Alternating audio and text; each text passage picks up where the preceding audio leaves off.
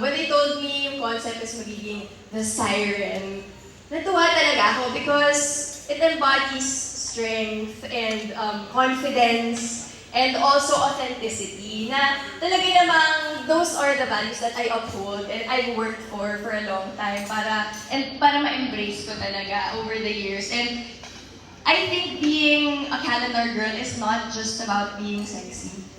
It's owning your power, your voice, your story, and being called the siren feels like a badge of honor to me. Na parang, yes, this is me, this is Sue, strong, feminine, and unapologetically me.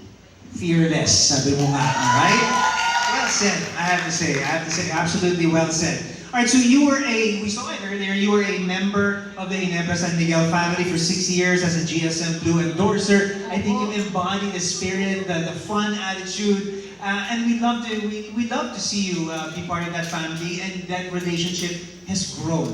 And here you are, finally crowned and carrying the whole shebang. Deeper talaga. Oh. I really feel like I have a bigger responsibility now. It's not just GSM Blue that I'm bringing. Though sobrang grateful ko, I've worked with GSM Blue since 2018. So imagine it's 2025 now and I'm still part of the Ginebra family. Pero this time, mas malaki na talaga yung responsibility ko. Hindi lang to Ginebra San Miguel na alak. Hindi lang to yun. Pressure. Basketball, di ba? Grabe na. Hindi masyadong mabigat yung crown, ha?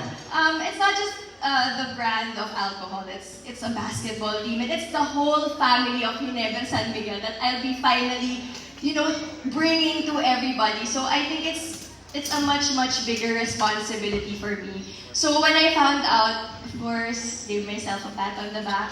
And parang sinabi ko na, wow girl, I made it! I made it! Never say die! Never say die! Never say die!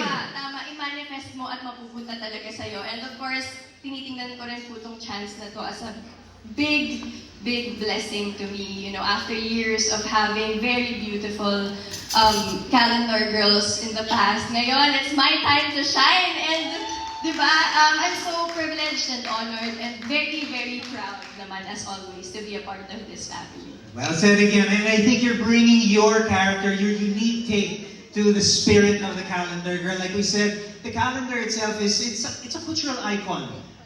It's really as Filipino can get.